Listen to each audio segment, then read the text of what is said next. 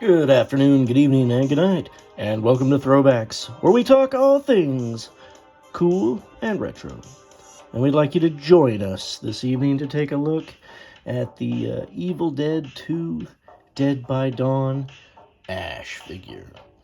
Now, this is from Neca, and it came out in 2016.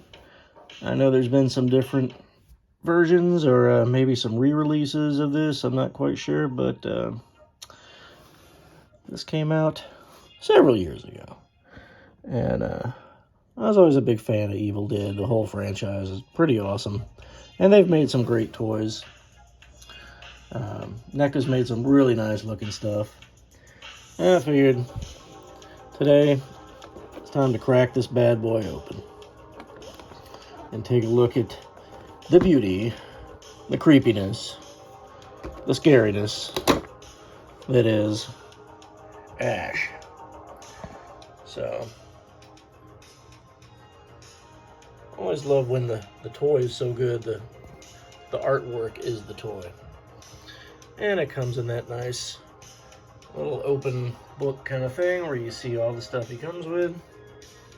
There he is. In there he's like, oh my gosh, what's going on? And he's got the tape recorder, Book of the Dead, another hand, another face. He's got Linda's face, or head rather, and his arch nemesis, his ex-hand, and another hand, and oh, there's his boomstick in the corner, and the famous axe that he uses quite a bit in the movie. So let's get to it. I'm excited to open this guy. Hopefully he doesn't fall apart from just being in the box for ever and a day at this point. And Uncle BJ, why have you not opened this figure until now? Well, you know, some figures I don't open. I just buy them and they kind of sit on a shelf, and at some point I think, well, maybe I'll open this. And since we do throwbacks, this is a pretty big throwback. This movie came out in the early 80s, and I did actually see this before the first Evil Dead, which actually I take that back, maybe this was like 87, 88, not quite sure. And again, that's cool. This is the door that, you know, of the cabin and the background. I like that. Another reason to keep them in the box, you know. So just like, oh, there it is. Weird, so you want to look at it. And there he is out of there. Very cool. And he's got his, spoiler alert, there's his X-hand.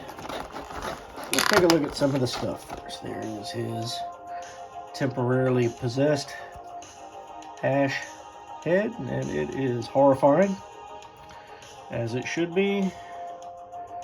But very accurate to the movie, looks very nice, and a very good addition to this box.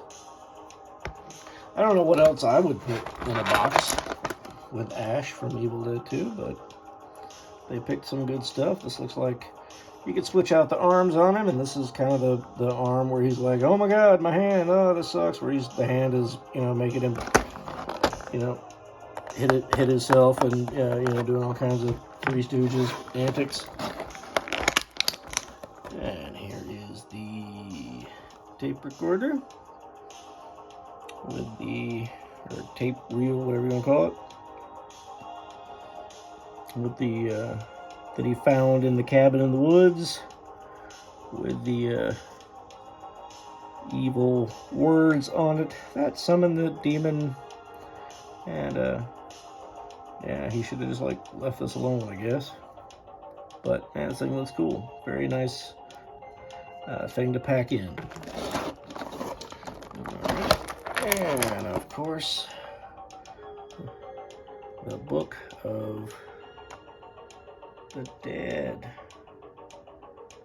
Very cool. Looks very neat. Alright. And he's got Linda's decapitated head, which, you know, that's a whole horror story all in itself. But she looks great. to get the facial expression down. And you won't be putting her on anybody. There's no peg hole there, in case you're wondering. And there's his hand. His evil hand, I should say, that gets possessed in the movie and comes out and fights with him and gives him a hell of a time.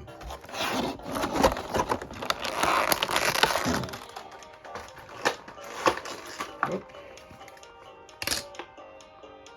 And here's another one. And there's his axe. Very nice paint on it. Very good representation of the green slime blood that they used in the movies. I don't know what that's called. And his boomstick. And this is a very cool version of his boomstick because this is before he saws off the front part there. Very cool. The barrel. And alright, so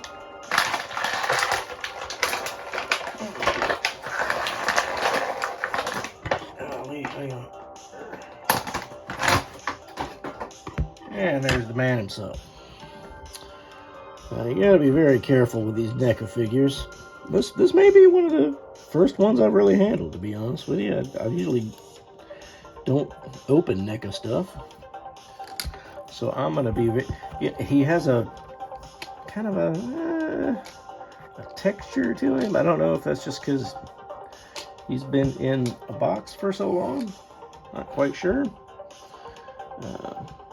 There you go. All right, so not too bad. I mean, he's been on a shelf in my toy room. It's not like he's been in a hot garage, which I would never recommend. But he does have some nice articulation, and I'm not going to go through all of it.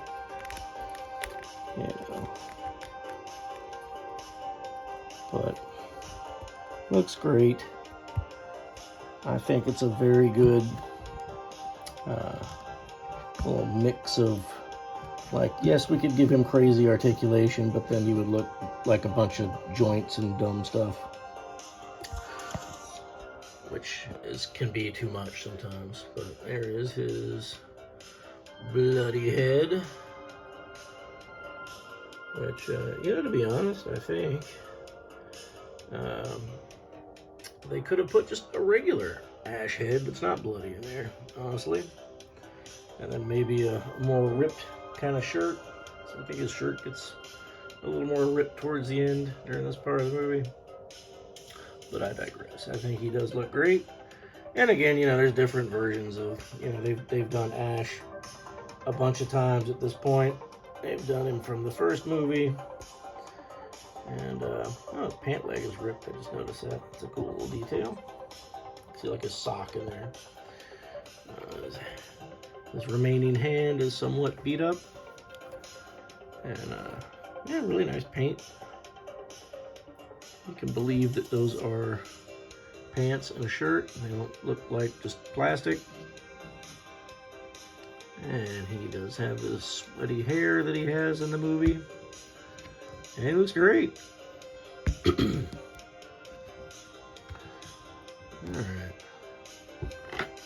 So, there's one figure before I do comparisons I gotta compare him to.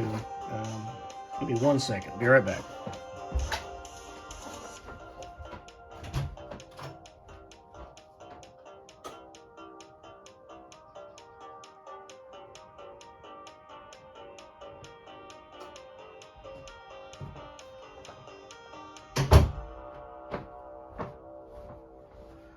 Sorry about that. I had to go get.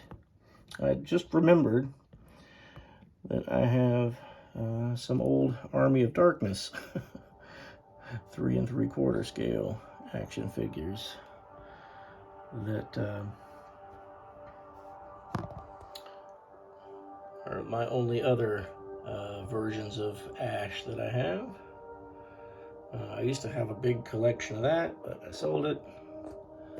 And seeing Ash with the chainsaw reminds me that he didn't come with a chainsaw. So yeah, that would be another thing. I would definitely have included a chainsaw and maybe a not bloody head, a less frightened head, more of a haha, I know better than I'm a wise guy kind of head then.